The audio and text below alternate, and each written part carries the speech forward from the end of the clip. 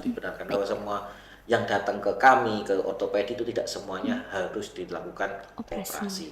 Karena pada patah-patahan apalagi pada anak-anak kalau tidak displace atau patahnya tidak parah banget lah itu masih bisa dilakukan gips. Gips, oke. Nah, gips itu kan tidak perlu dilakukan operasi Operasi. walaupun pelaksanaannya gipsnya tetap di kamar operasi, jadi tidak perlu takut kalau di kamar operasi pasti operasi.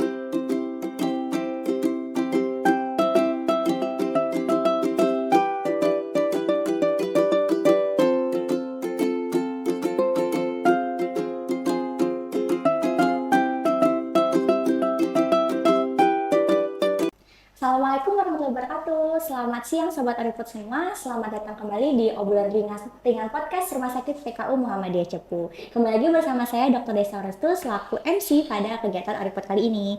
Nah, apa kabar Sobat Oriput semua? Semoga selalu dalam keadaan sehat walafiat. Nah, kali ini kita kembali lagi bersama dengan obrolan ringan podcast Rumah Sakit PKU Muhammadiyah Cepu. Mungkin kali ini kita akan membahas topik yang menarik dan pastinya juga paling sering ditanyakan oleh masyarakat tentang patah tulang.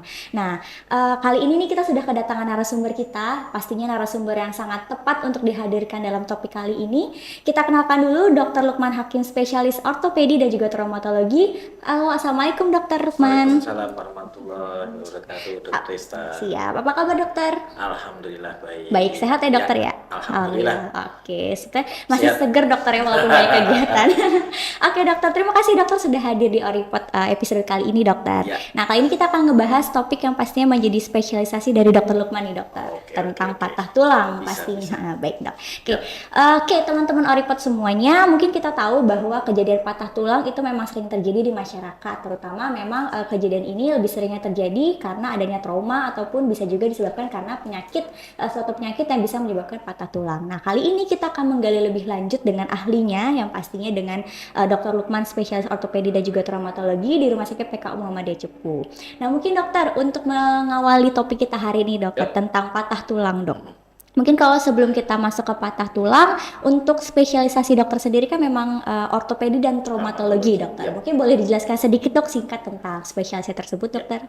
Spesialis ortopedi dan traumatologi itu kalau di masyarakat terkenalnya adalah dokter bedah tulang.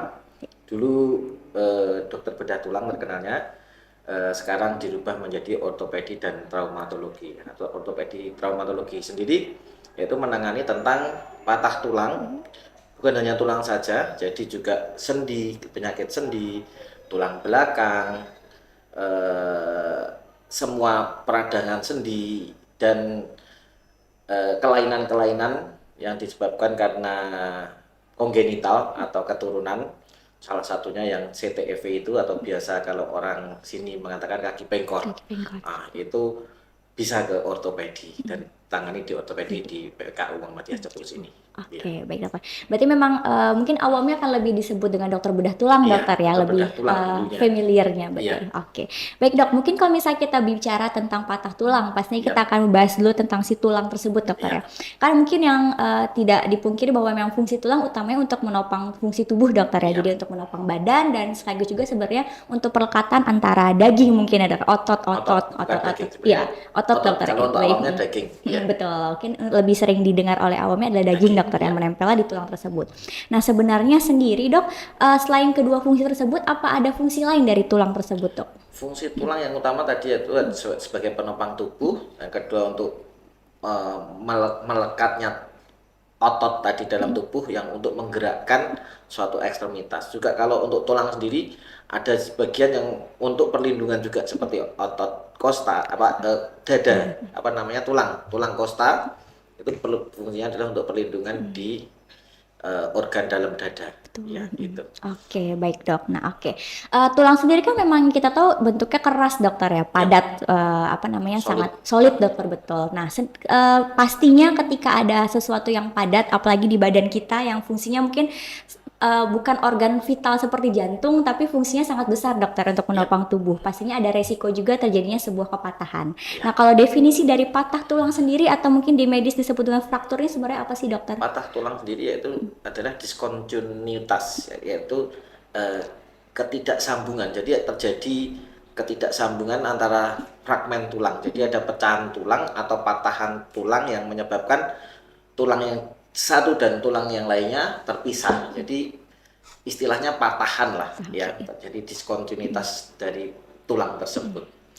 Nah, jadi memang dalam patah tulang sendiri bisa terjadi karena trauma, baik karena trauma berat ataupun trauma ringan. Seperti trauma ringan kalau memang ada seperti disebutkan tadi sama Dokter Desta bahwa ada penyakit-penyakit tertentu yang menyebabkan tulang tidak bagus dan mudah terjadinya kepatahan. Oke. Baik, oke. Berarti memang suatu susunan tulang sendiri ketika memang ada trauma, mungkin trauma ini kalau boleh dijelaskan lebih lanjut memang adanya benturan dokter ya, bukan hanya trauma. Mungkin kan lebih sering trauma itu hal yang lain gitu. Cuma kalau untuk tulang sendiri memang lebih ke adanya benturan antara dua buah benda seperti itu.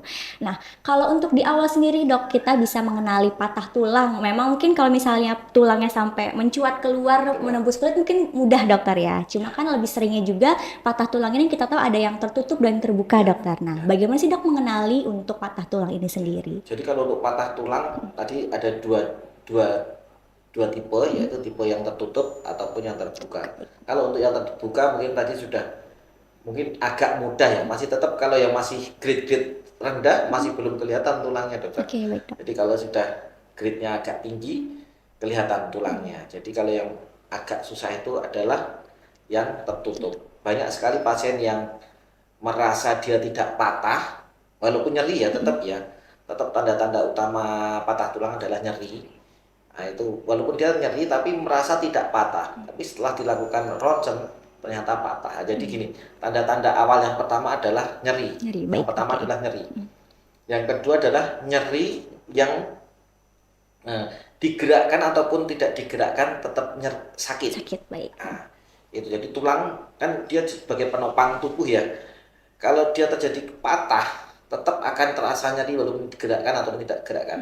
Ada yang digerakkan tidak nyeri, waktu diem nyeri itu juga ada. Itu biasanya pada seperti osteoartritis itu peradangan sendi. Nah, itu. Tapi kalau jelas-jelas dia digerakkan nyeri dan diem juga nyeri, biasanya dia tetap patah tulang. Tapi untuk lebih jelasnya lagi, tetap dilakukan pemeriksaan fisik, yaitu perabaan, feel, move, dan lain sebagainya. Dan untuk lebih gold standarnya lagi untuk menentukan bahwa ini adalah patah tulang atau tidak adalah dengan melakukan ronsen. Baik. Oke, baik dokter. Jadi memang mungkin kalau bisa kita ambil satu contoh ketika memang ada benturan dokter ya, misalnya kecelakaan atau apa, terus misalnya si pasien atau si korban ini merasakan nyeri, walaupun terkadang memang nyeri ini subjektif sekali dokter ya. Ada yang mungkin merasa patahan sedikit saya sudah sangat nyeri, tapi malah patah yang besar malah kadang orang sudah tidak nyeri lagi. Betul. Jadi saya pernah punya pasien, kebetulan guru tari, beliau sedang nari jatuh. Beliau masih bisa jalan, masih mengajar, tapi kok semakin lama semakin bengkak. Setelah itu datang ke kami, setelah kami ronsen ternyata patah kakinya di 4 jari. Oke, baik. Di metatarsalnya patah 4-empatnya, tapi beliau masih bisa berjalan. Nah, itu kan subjektif sekali untuk nyerinya. Ada yang patah di ujung jari pun ada yang sudah kesakitan sekali. Nah, itu jadi memang subjektivitasnya tergantung dari ambang nyeri pasien. Betul. Nah, makanya untuk lebih jelasnya tetap harus dilakukan pemeriksaan fisik dan ronsen. Baik. Gitu. Memang sangat gold standarnya adalah pemeriksaan ronsen dokter ya, karena apalagi yang tertutup tidak bisa kita lihat secara nyata langsung. Oke dok, ketika pasien sudah ada nih tanda-tanda mengarah ke arah fraktur atau patah tulang tersebut. Nah pastinya mereka utamanya akan datang ke rumah sakit ya dokter ataupun ke dokter gitu untuk meminta pertolongan lah istilah seperti itu. Nah kalau untuk menangani dari pasien patah tulang ini sendiri dok, kira-kira apa aja sih dok? Apakah harus selalu operasi? Apakah memang ada faktor-faktor tertentu yang dia tuh tidak perlu operasi sebenarnya? Ya ini yang masih banyak kontroversi yang beredar di masyarakat ya. Setiap pasien yang patah tulang datang ke dokter pasti dioperasi. Tidak asumsinya semua, dokter ya betul. Asumsi di masyarakat seperti itu, tidak semua patah dilakukan operasi. Apalagi dipasang pen itu udah menakutkan sekali bagi pasien itu. Jadi banyak yang malah ke alternatif dan lain sebagainya. Nah, itu kan sesuatu yang harus diluruskan, harus dibenarkan bahwa semua yang datang ke kami, ke ortopedi itu tidak semuanya harus dilakukan operasi. karena pada patah-patahan, apalagi pada anak-anak, kalau tidak displace atau patahnya tidak parah banget lah, itu masih bisa dilakukan gips. Gips, oke. Gips itu kan tidak perlu dilakukan Operasi. operasi, walaupun pelaksanaannya gipsnya tetap di kamar operasi, jadi tidak perlu takut kalau di kamar operasi pasti operasi, tidak. Di kamar operasi bisa dilakukan gips, karena apa, butuh dilakukan bius total gitu. Oke, berarti kita meluruskan asumsi di masyarakat yang salah nih dokter ya, bahwa tidak semua kasus patah tulang itu harus dioperasi. Mungkin asumsi yang beredar memang patah tulang ini, wah aku takut nih ke rumah sakit karena pasti ujung-ujungnya operasi. Ngebayangin kamar operasi itu kayaknya sudah sangat menakutkan untuk masyarakat dokter ya. Padahal kalau dokter seperti Dr. Lukman sepertinya bahagia-bahagia aja.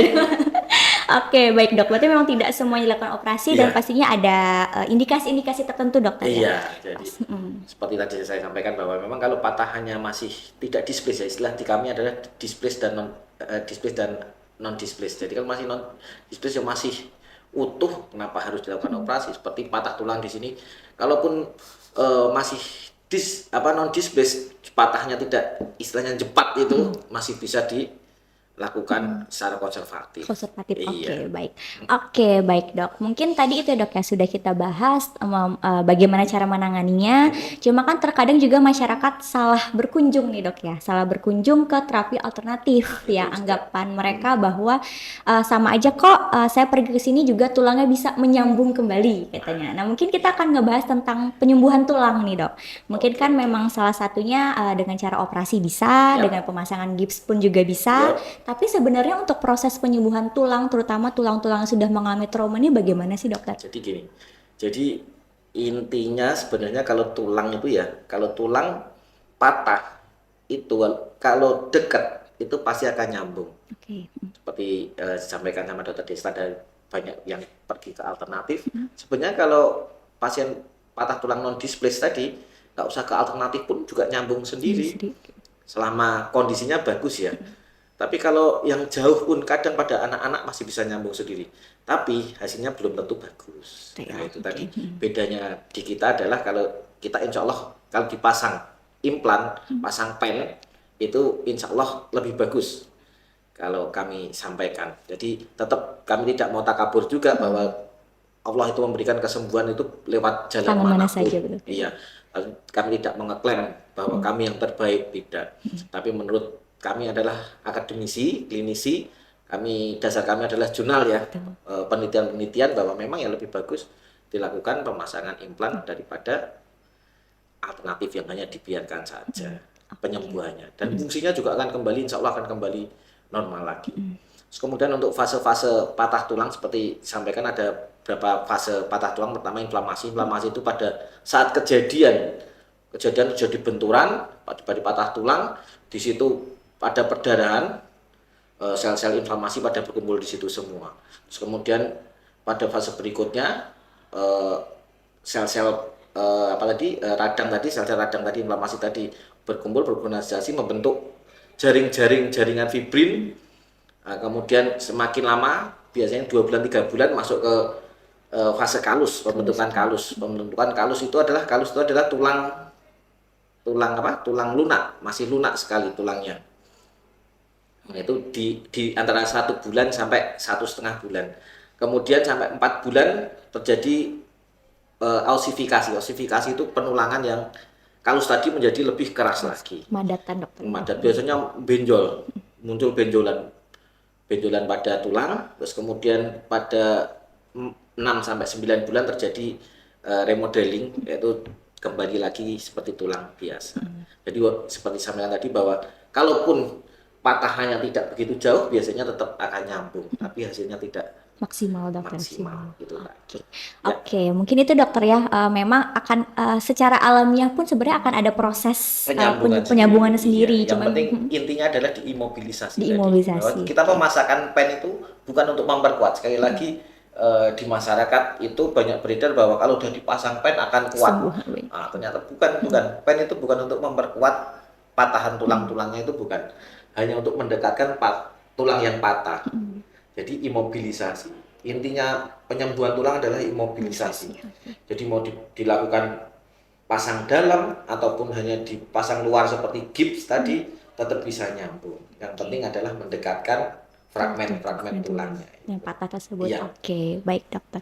Oke, berarti memang secara normal akan bisa menggabung kembali secara alaminya, Iya. betul ya dokter. Yang penting adalah intinya imobilisasi. Makanya kenapa ada yang pasang sling, dokternya seperti itu. Mau didiamkan saja, pasti patah tulang akan nyambung sendiri. Betul. Nggak usah takut. Gitu.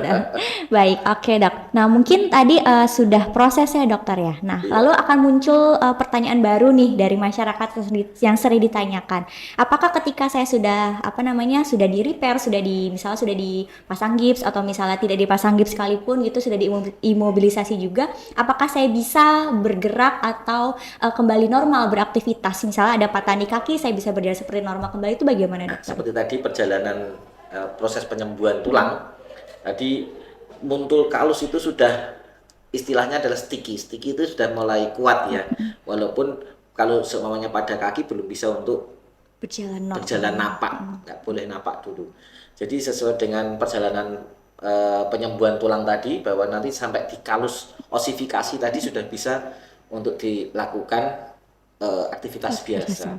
Nah, jadi di 4 bulanan, biasanya kami 4 bulan sampai 5 bulan sudah dilakukan aktivitas seperti umumnya.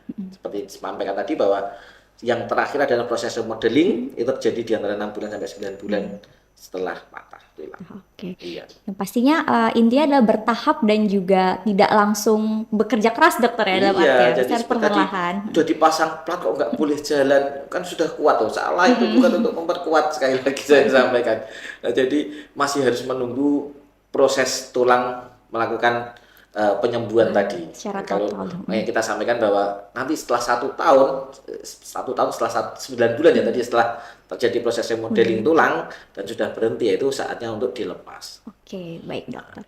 Oke, nah mungkin tadi sudah penyembuhannya, terus apakah bisa kembali normal atau tidak? Dan kalau dari dokter sendiri nih dok, sebagai dokter tulang, bedah tulang, apakah memang ada pantangan khusus untuk orang-orang yang mengalami fraktur ini? Misalnya tidak boleh makan makanan tertentu, atau mungkin ada vitamin-vitamin khusus yang bisa membantu untuk proses penyembuhannya dok? Ini dari awal dulu saja, dari mulai setelah selesai operasi. Setelah selesai operasi biasanya ada luka, dan yang berkembang di masyarakat adalah kalau luka tidak boleh makan yang amis-amis. Nah, itu adalah salah. Padahal yang amis-amis itu banyak mengandung protein. Sedangkan luka itu diperlukan banyak protein untuk proses penyembuhan luka. Ya, ini belum tulangnya ya. Kalau untuk tulangnya nanti dulu sebentar. Ini makanya kita luruskan yang ini banyak dokter yang masih minta tarak, istilahnya kalau di sini tarak. Jadi harus pantangan, tidak boleh makan yang amis-amis seperti telur, ikan, ayam, daging lah istilahnya. Padahal tidak mau makan. Nah, itu yang susah sekali kami untuk meluruskan seperti itu. Makanya perlu disampaikan sekali lagi bahwa memang setelah operasi apapun ya, kalau ada perlukaan di jaringan lunak, itu sangat membutuhkan protein untuk penyembuhan luka. Itu adalah protein, itu unsur utama untuk penyembuhan luka. Iya, penyembuhan luka. Yang kedua, untuk tulangnya sendiri biasanya kita pakai kalsium ya. Tulang biasanya terdiri dari kalsium, makanya kita banyak asupan kalsium. Kalau untuk makanan, untuk memenuhi kebutuhan kalsium terlalu banyak dokter. Jadi memang harus kita bantu dengan vitamin tulang, istilahnya kalsium lah. Nah, biasanya kalau setelah operasi kontrol ke kita berikan kalsium tulang. Selain kalsium juga membutuhkan vitamin D3. Vitamin D3 fungsinya adalah untuk membantu penyerapan kalsium yang ada dalam darah untuk masuk ke dalam tulang. Biasanya mempercepat proses penyembuhan tulang. Berarti memang tidak ada pantangan, tidak ada pantangan. Kecuali memang kalau pada orang yang diabetes mellitus atau kencing manis, nah itu ya harus ada pantangan, harus mengurangi karbohidrat dan lain sebagainya. Pada orang dengan hipertensi ya tidak boleh makan yang asin-asin, yang tinggi garam, itu kan akan menyebabkan penyakitnya akan semakin tambah parah. Tetap pantangannya dari patah tulang sendiri tidak ada, hanya penyakit penyerta saja yang harus diperhatikan. Oke, baik sekali. Terus sekali lagi untuk sobat Oripod semua, untuk kasus-kasus pada patah tulang ini atau fracture tidak ada pantangan, malah diwajibkan dokter ya untuk memakan makanan yang tinggi protein, tinggi kalsium juga ada. Tinggi kalsium. kalsium itu banyak di sayur-sayuran juga, di di buah-buahan juga banyak. Udah, kalau patah tulang memang harus tidak ada pantangan sebenarnya. Tidak ada pantangan. Sambil sekalian nanti ada tambahan asupan untuk vitamin tulangnya. Oke. Berarti mungkin tambahan susu, tidak memakai susu pun sebenarnya dari makanan biasanya sudah cukup dokter ya. Juga banyak seperti tadi pertanyaan. Menyebut merek boleh nggak ini? Silakan sponsor masuk. Banyak yang mengatakan, "Dok, boleh minum Anlin nggak?" Sebenarnya nggak perlu Anlin, sebenarnya ya boleh, kalau ada pun tidak masalah ya. Kalau ada dananya untuk beli Anlin, monggo silahkan. Tapi sebenarnya bisa ada, di Indonesia itu kaya sekali, seperti cari teri yang nggak asin, ada teri nasi namanya, itu bagus sekali untuk patah tulang. 1 sendok teri nasi itu bisa setara 1 box Anlin. Iya, sebenarnya ya di Indonesia sudah tersedia semuanya. Semua maunya ada semua, mau kalsium, mau di kubis juga ada, di bayam juga ada. Tapi memang masih perlu tambahan lagi, pakai vitamin dari dokter. Biasanya juga kalau pakai BPJS pun tetap gratis. Iya. Mulai dari operasi, kontrol semuanya ditanggung semua oleh BPJS dokter ya. Jadi jangan takut untuk ke rumah sakit bila ada kasus trauma patah tulang, tidak harus semuanya operasi, dan semuanya kalaupun operasi ditanggung oleh BPJS, jadi gratis. Betul. Oke, baik dokter. Mungkin tadi sudah A to Z dari mulai definisi, gejalanya gimana sampai dengan penyembuhannya dokter ya. Nah, mungkin kita akan beralih ke sini sih dokter, di mana ketika kan biasanya terjadinya kasus trauma ini kan lebih sering memang di jalan dokter ya. Yang mungkin terkadang kita nggak bisa memprediksi apakah ada fasilitas kesehatan di sana gitu. Terutama memang lebih sering juga kan ditemui oleh masyarakat biasa gitu, artinya masyarakat awam gitu. Nah, mungkin ada tips nih dokter untuk sobat Oripod, terutama daerah Cepu dan sekitarnya, bila mana menemui kasus-kasus trauma, terutama mungkin ada yang mengindikasikan ke arah patah tulang, gimana sih cara mengenali secara awamnya, dan penanganan utamanya apa nih dokter sebelum dibawa ke rumah sakit? Iya, memang untuk pendidikan masyarakat awam ya, pendidikan masyarakat awam terutama tentang kegawat daruratan masih rendah di Indonesia ini. Nah, makanya memang kita dulu sering untuk membantu karyawan-karyawan yang non medis ataupun masyarakat sekitar rumah sakit untuk mengerti kegawat daruratan, untuk penanganan gawat darurat, terutama untuk patah tulang sendiri. Ya seperti tadi, yang diutamakan adalah kegawat daruratan nyawa. Harus dipastikan dulu tidak ada kegawat daruratan pada pasien, orang yang terluka ataupun diri sendiri. Yang itu yang utama ya. Jangan setelah kecelakaan Anda tiba-tiba langsung datang ke tanpa memperhatikan keselamatan diri Anda sendiri. Itu yang nggak boleh. Itu harus pasien aman, Anda juga aman. Yang kedua, pastikan kondisi pasien bagus. Kondisi pasien bagus, sudah bagus, kegawat daruratan tidak ada, bisa dengan tangani. Kalau masih ada kegawat daruratan harus ditangani. Yaitu ABCD, ya, ABCD, airway, breathing, kardio, dan lain sebagainya. Itu harus dilakukan. Kalau ada patah tulang, yang pertama dilakukan adalah imobilisasi tadi. Boleh menggunakan spalak. Biasanya spalak bisa pakai sandal. Sesimpel sandal bisa. Pakai kardus juga bisa. Pokoknya yang penting adalah diimobilisasi. Mau posisinya seperti apa, diimobilisasi. Yang banyak terjadi di masyarakat adalah kalau terjadi deformitas yang parah seperti tangan bengkok. Nah, itu mereka masih takut untuk melakukan imobilisasi. Ya enggak apa-apa, yang penting jangan dibiarkan jatuh ya. Pokoknya sebisa mungkin diimobilisasi. Mau pakai apapun, pakai besi boleh, pakai kayu boleh, pakai kardus pun boleh, yang penting adalah terimobilisasi. Itu untuk mengurangi nyeri sebenarnya. Kalau semuanya patah di sini, ininya jatuh gini, ini nyeri sekali itu, bisa sampai pingsan kadang bahkan. Itu gimana caranya biar tidak sakit, yaitu diimobilisasi tadi. Untuk patah tulang yang satu diimobilisasi saja, nggak usah takut. Apalagi kalau ada open fracture yang bahaya juga. Open fracture itu salah satu kegawat daruratan ortopedi.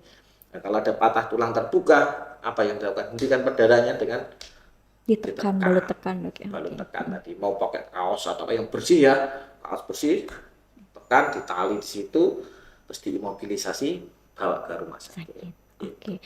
Mungkin ada tips lainnya dok, mungkin kayak misalnya di bidang ortopedi kan ada syaratnya ketika kita imunisasi harus melewati dua tulang dokter ya gitu. Dua tulang, dua sendi ya. Dua sendi, oke, Dua maaf. sendi. Nah, itu salah satu triknya untuk yang lebih expert lagi ya. Nanti dua sendi. Kalau semuanya patah dini, yang harus dimatikan sendinya adalah sendi di wrist joint ini sama di elbow joint. Jadi posisinya gini kalau patah di sini. Kalau patah di sini yang dimatikan adalah sendi elbow dan shoulder. Nah, Oke. seperti juga di paha dan kaki bawah juga seperti itu. Itu. Dua sendi biar tidak gerak, istilahnya adalah tidak gerak, dimobilisasikan dan mengurangi nyeri saja sebenarnya. Oke, baik, mengurangi nyeri dan juga membantu pemulihan pasien dokter sambil menunggu dibawa ke rumah sakit. Tidak semakin parah lah. Betul, oke. Jadi ini do not harm dokter yang penting, dan pastinya pastikan aman diri, aman pasien, aman korban di sini Itu posisinya. yang penting itu pertama itu harus amankan diri sendiri dan amankan pasien. Oke, dan ketika memang ada kasus fraktur yang terbuka yang sampai tulangnya mencuat, perdarahan hebat dokter ya, balut tekan saja. Nggak usah takut. Tapi kalau tekan cari apapun yang bersih ya, pokoknya istilahnya bersih, mau baju mau apa kaos, kalau ke situ tekan saja, tapi langsung segera dibawa Ke rumah sakit dokter ya. Dan yang paling penting jangan ditaburi oleh daun-daunan ataupun yang lainnya dokter ya. Nambahin infeksi itu. Iya, betul sekali. Sudah luka terbuka jangan ditambahkan oleh hal-hal lain yang bisa memacu infeksi, menambah parah dokter ya gitu. Yap. Oke, baik dokter, terima kasih. Mungkin terakhir nih dokter, resiko apa sih dokter yang bisa kita temui ketika misalnya kita menemui pasien yang sudah fix nih patah tulang tapi tidak mendapatkan perawatan yang tepat atau penanganan awal yang tepat tadi nih dok? Ya, Kita tadi sudah sempat kita cerita dari awal aja ya, kalau semuanya ada pasien patah tulang itu biasanya banyak yang pertama kali dilakukan di masyarakat adalah pemijatan, diurut ke lah istilahnya, diurut ke, bukan diurut ke 1, 2, 3 ya, diurut, dipijat ya, nah, dipijat ke itu, terus baru kalau tidak masih nyeri bengkak biasanya baru datang ke UGD rumah sakit. ataupun di poliklinik rumah sakit. Nah itu sebenarnya tidak salah, tapi sebisa mungkin sekarang kalau memang terjadi apa ya trauma atau benturan tadi, segera saja langsung dibawa ke rumah sakit. Karena apa? Untuk semakin cepat akan semakin baik. Karena kalau memang patah tulang itu penanganannya bisa tepat. Dan kalaupun tidak patah tulang pun juga tidak masalah kan. Yang penting kita tahu dulu penanganannya patah tulang. Kalau yang patah tulang kita terapi sebagai patah tulang. Karena apa? Karena sekarang BPJS ya, era BPJS sudah semuanya gratis, semua ditanggung sama BPJS, nggak usah takut. Makanya begitu terjadi curiga patah tulang, ya segera ke tenaga medis atau ke rumah sakit untuk penanganan lebih lanjut, untuk dilakukan ronsen lah setidaknya. Nanti kalau patah tulang ya kita lanjutkan. Masih perlu diskusi juga, dokter sekarang tidak berani memaksa untuk harus operasi. Jadi harus tekankan lagi pada masyarakat, tidak perlu takut untuk datang ke rumah sakit, apalagi ke dokter ortopedi, wah masih dioperasi. Tidak ada paksaan untuk melakukan operasi gitu ya. Oke, baik dokter. Yang pastinya ketika sudah mendapatkan penanganan yang tepat, pasti juga bisa menentukan terapi lanjutan yang lebih tepat juga dokter ya gitu.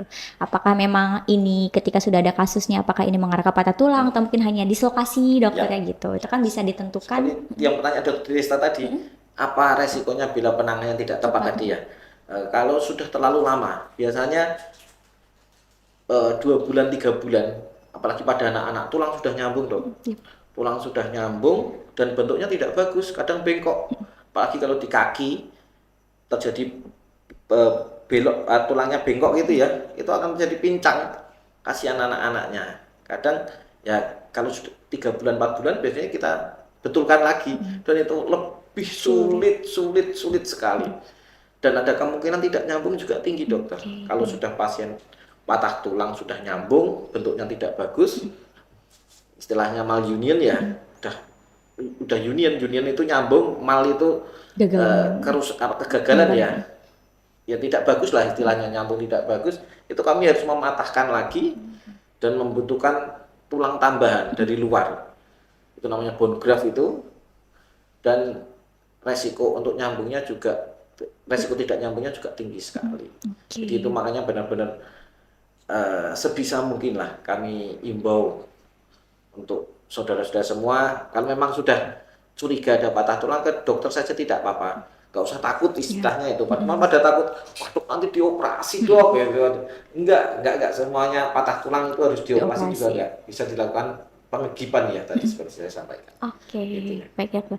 Baik dok, ini pertanyaan masyarakat dan pertanyaan saya juga sudah terjauh semua nih dokter Ya. diskusi hari ini. Terima kasih banyak dokter Lukman Oke. untuk informasinya. Kalau masih kurang bisa datang kemana? Ke poli Ortopedi Rumah Sakit PK Mumbara Cipu dokter. Buka jam berapa nih dok polinya setiap dok? hari Senin sampai Jumat jam 9 sampai selesai. Jam 9 sampai selesai. Oke teman-teman semua, mungkin ada kecemasan tersendiri nih tentang tulangnya. Apakah saya pernah patah tulang sudah lama? Apakah masih harus operasi? Apakah harus ada penanganan selanjutnya? Mungkin masih ada kekepoan lainnya, bisa langsung temui dokter Lukman kita di Rumah Sakit PK Mumbara Cipu Senin sampai dengan Jumat dokter ya. Jam 9 sampai dengan selesai. Dokter Lukman ready untuk menjawab pertanyaan dari sobat Oripot semuanya. Oke dokter, terima kasih sekali lagi dokter. Ya, Mungkin sama-sama Dokter Desta. iya dok, ada pesan terakhir dok untuk teman-teman semua sobat Oripot. Ya, Mungkin secara umum ortopedi nih dokter, nggak hanya patah tulang saja. ya, jadi jaga kesehatan lagi karena kesehatan itu penting sekali sekarang. Memang masa pandemi sudah berlalu, tapi tetap kesehatan harus dijaga dan nomor satu kesehatan, karena kesehatan kalau kita bisa apapun, kalau kesehatannya punya apapun, kalau kesehatannya tidak bagus tetap tidak bisa lakukan apa-apa. Itu saja, jaga kesehatan.